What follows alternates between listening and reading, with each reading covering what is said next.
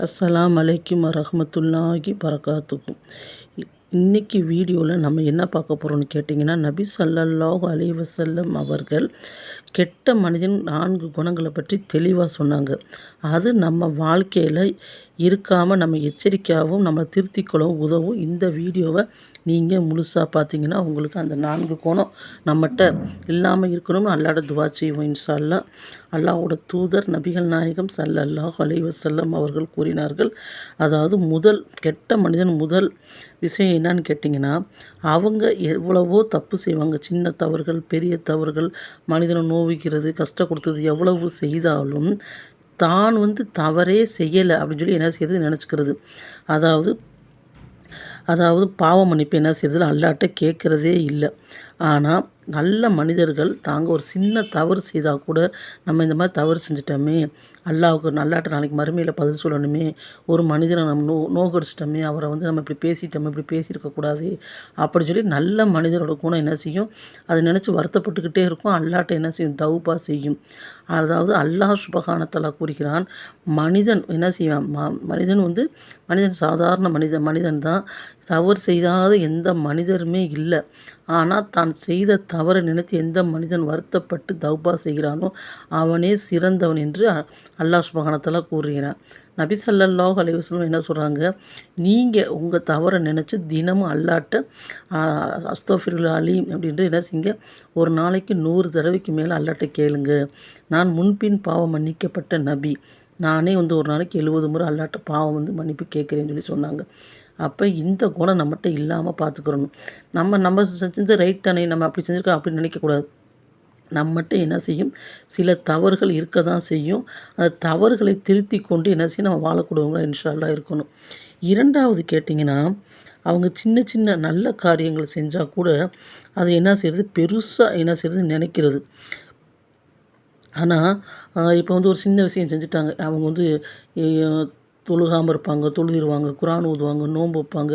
ஏதோ ஒரு சின்ன விஷயம் செஞ்சால் கூட, இல்லை மற்றவங்களுக்கு ஏதாவது ஒரு உதவி செஞ்சால் கூட, பண உதவியோ தன்னால் என்ற உதவியோ செஞ்சால் கூட, தான் தான் பெருசாக நம்ம செஞ்சுட்டோம் அப்படின்னு சொல்லி என்ன செய்வாங்க, அதை பெருசாக நினைப்பாங்க. ஆனால் நல்லவங்க எப்படி இருப்பாங்க, நல்ல மூமின் என்ன எவ்வளவு தான் நல்ல காரியம் செய்தாலும் இன்னும் செய்யணும், இன்னும் நன்மையான காரியங்களை செஞ்சு அல்லாஹ்ட்ட நம்ம என்ன செய்யணும், நான் நாளைக்கு மறுமை நாளில் நிறைய நன்மையோடு போகணும். நல்ல மூமின் நினைப்பார், இன்னும் செய்யணும். அப்படியே சப்போஸ் நன்மையான காரியங்கள் செய்தாலும் அதை பெரிதாக என்ன செய்ய மாட்டார், மனதுக்குள்ளே நினச்சிட்டு இன்றைக்கி நம்ம பெருசாக வச்சுட்டோம்னு பெருமையாகவும் என்ன செய்ய தன்னை உயர்வாகவும் நினைக்க மாட்டார். 3வது அடையாளம் என்னன்னு கேட்டிங்கன்னா, இப்போ இந்த உலகத்தில் வாழ்கிறப்ப மறுமைக்காண்டி நிறைய பேர் நிறைய நன்மையான காரியங்களை செய்வாங்க.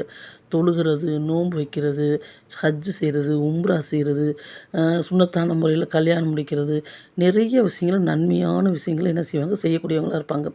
அதை பார்த்து என்ன செய்கிறதில்ல, கண்டுக்கிறதே இல்லை இந்த கெட்ட மனிதனோட குணம். அவங்கள பார்த்து என்ன செய்கிறதில்ல, அப்படின்னு சொல்லிட்டு அசால்ட்டாக போயிடுறது. அப்போ நம்ம என்ன செய்யணும், ஒரு அல்லாஹ்வோட தூதர் சொல்கிறாங்க, இஸ்லாத்தில் போராமப்படுறது தடுக்கப்பட்டது. ஆனால் 2 விஷயங்களை தவிர. என்னன்னு கேட்டிங்கன்னா, ஒருத்தருக்கு அல்லாஹ் சுப்ஹானஹு வ தஆலா பணத்தை கொடுத்துருக்கிறார், அவர் தீனோட விஷயத்தில் அதிகமாக செலவழிக்கிறார். அதை பார்த்து நமக்கு செலவழிக்க முடியலையே தீனோட விஷயத்துக்குன்னு போராமப்படுறது.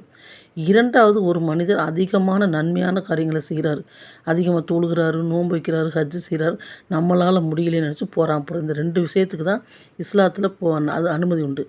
ஆனால் இந்த மனிதன் என்ன செய்யுது, அந்த மாதிரி விஷயங்களை பார்த்து கண்டுக்கிறதும் இல்லை, தானும் செய்கிறதும் இல்லை. அதாவது மறுமைக்காண்டி என்ன செய்யல, தன்னை என்ன செய்யுது, அதிகமான நல்ல காரியங்களை செய்வர்களை பார்த்து என்ன தானும் முயற்சி செய்வதே இல்லை.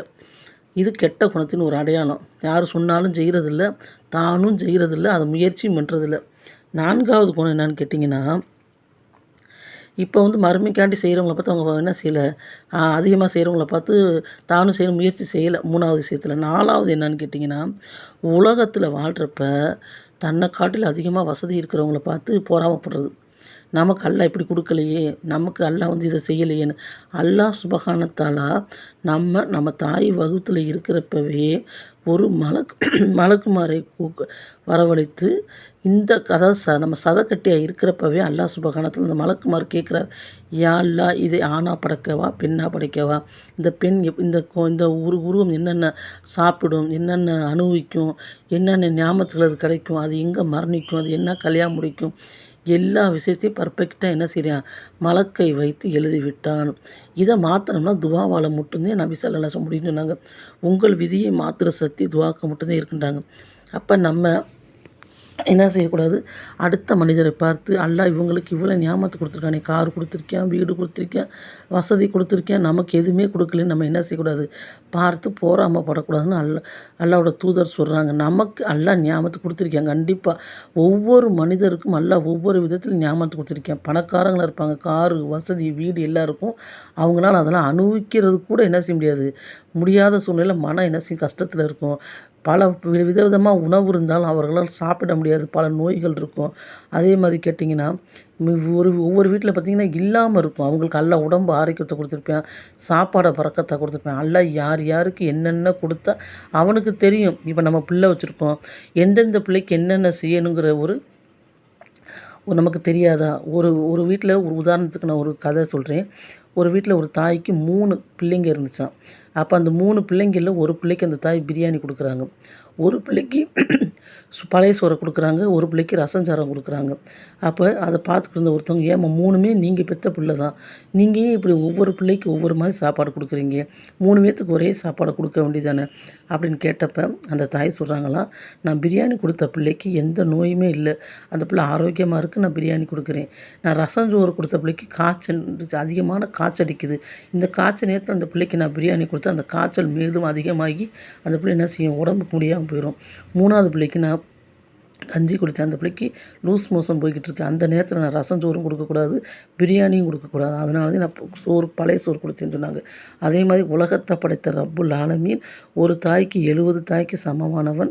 அவனுக்கு தெரியும் எந்தெந்த பிள்ளைக்கு என்னென்ன கொடுத்தால் அது சரியாக இருக்கணும். அதனால் நம்ம இந்த 4 விஷயங்களை என்ன செய்யணும், தடுத்து கொள்ளக்கூடியவங்களா இருக்கணும். அல்லாஹ் நம்ம பாதுகாப்பானோ என்று நம்ம என்ன செய்யணும், அல்லாஹ்ட்ட மன்னிப்பு கேட்கணும்.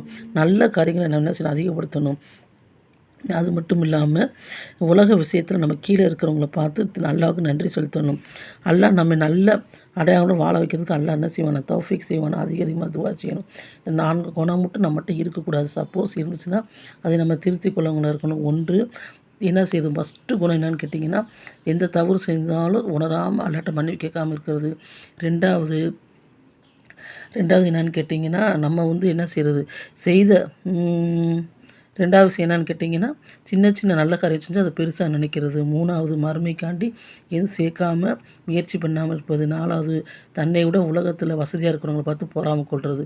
இந்த 4 விஷயம் நம்ம தவிர்த்து கொள்ளக்கூடிய பாக்கியத்தை அல்லாஹ் சுப்ஹானஹு வ தஆலா நம்ம அனைவருக்கும் தந்தருள்வானாக. ஆமீன். அஸ்ஸலாமு அலைக்கும் வரஹ்மத்துல்லாஹி வபரகாத்துஹு.